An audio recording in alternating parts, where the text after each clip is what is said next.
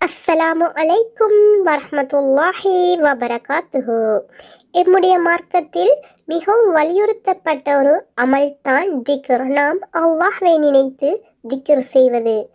ஆம், நாம் அல்லாஹ்வை நினைத்து எம்முடைய அன்றாட வேலைகளின் போதோ அல்லது அதற்கென்று தனியாக நேரம் ஒதுக்கியோ அல்லாஹ்வை திக்ர் செய்யலாம். பெண்களாயிருப்பின் எமக்கு தனியாக நேரம் ஒதுக்கி அல்லாஹ்வை திக்ர் செய்ய முடியவில்லையே என்ற கவலை வேண்டாம். எம்முடைய வீட்டு வேலைகள் அதிகமாக இருந்தாலும் நாம் எம்முடைய வீட்டு வேலைகளையும் சரிவர கவனித்து கொண்டு அந்த வேலைகள் செய்து கொண்டிருக்கும் அதே நேரம் அல்லாஹ்வை நாம் திக்ர் செய்யலாம். இப்படி நாம் திக்ர் செய்வதால் அல்லாஹ் எமக்கு வழங்கும் நன்மையில் எந்த ஒரு குறையும் எமக்கு வைக்கப் போவதில்லை. இன்ஷா அல்லாஹ் அல்லாஹ் பூரணமான கூலியை அதற்கு எங்களுக்கு வழங்குவான். ஆனால் நாம் எப்படி அல்லாஹ்வை திக்ர் செய்ய வேண்டும் என்று எங்கள் நாயகம் முஹம்மது நபி ஸல்லல்லாஹு அலைஹி வஸல்லம் அவர்கள் எங்களுக்கு கற்றுத் தந்திருக்கிறார்கள். புகாரியிலே 2992வது ஹதீஸாக அபு மூசா அஸ்ஹரி அவர்கள் அறிவிக்கின்றார்கள், நாங்கள் அல்லாஹ்வின் தூதர் முஹம்மது நபி ஸல்லல்லாஹு அலைஹி வஸல்லம் அவர்களுடன் இருந்தோம். நாங்கள் ஒரு பள்ளத்தாக்கின் மேடான பகுதிக்கு ஏறும் போது லா இலாஹ இல்லல்லாஹ், அல்லாஹ்வை தவிர வணக்கத்துக்குரியவன் வேறு யாரும் இல்லை என்றும், அல்லாஹு அக்பர், அல்லாஹ் மிக பெரியவன் என்று கூறி வந்தோம். ஒரு கட்டத்தில் எங்களுடைய குரல்கள் உயர்ந்துவிட்டன.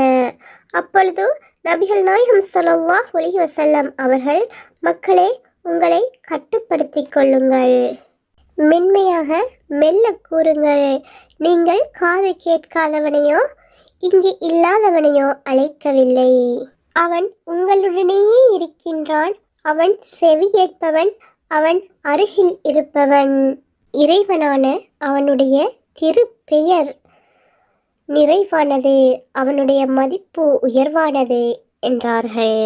ஆகவே இந்த ஹதீஸின் மூலம் நாம் ஓர் மிக முக்கியமான விடயத்தை புரிந்து கொள்ள முடிகின்றது. அதாவது, நாம் திக்ர் செய்யும் போது சத்தமிட்டு செய்வது கூடாது. நாம் அதை எம்முடைய மனதுக்குள்ளேயே அல்லாஹ்வை நினைத்து பூரிப்புடன் திக்ர் செய்ய வேண்டும்.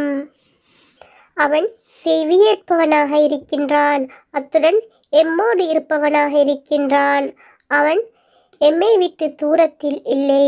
ஆகவே நாம் மென்மையாக அமைதியாக எம்முடைய மனதுக்குள் அவனை திக்ர் செய்வதை அவன் அறியக்கூடியவனாக இருக்கின்றான்.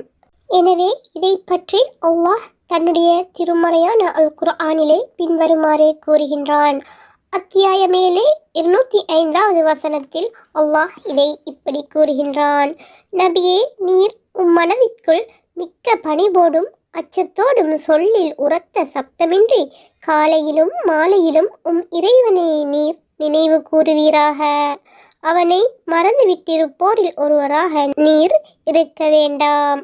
இந்த குர்ஆன் வசனத்தின் மூலம் நாம் சப்தமிட்டு அல்லாஹ்வை திக்ர் செய்வதை அல்லாஹ் தடுத்திருக்கின்றான் என்பதனை அறிந்து கொள்ள முடிகின்றது. ஆகவே நாம் திக்ர் செய்யும் போது அமைதியாகவும் மென்மையாகவும் நம்முடைய மனதிற்குள் அல்லாஹ்வை திக்ர் செய்வோமாக. அதற்குரிய முழுமையான கூலியை நாம் அல்லாஹ்விடமிருந்து பெற்றுக்கொள்ள முடியும். எம்முடைய நாவுகளை அல்லாஹ்வை அனுதினமும் திக்ர் செய்யக்கூடிய நாவுகளாக பழக்கப்படுத்திக் கொள்வோம். அல்லாஹ் அதற்கு எனக்கு அருள் புரிவானாக. அஸ்ஸலாமு அலைக்கும் வரஹ்மத்துல்லாஹி வபரகாத்துஹு.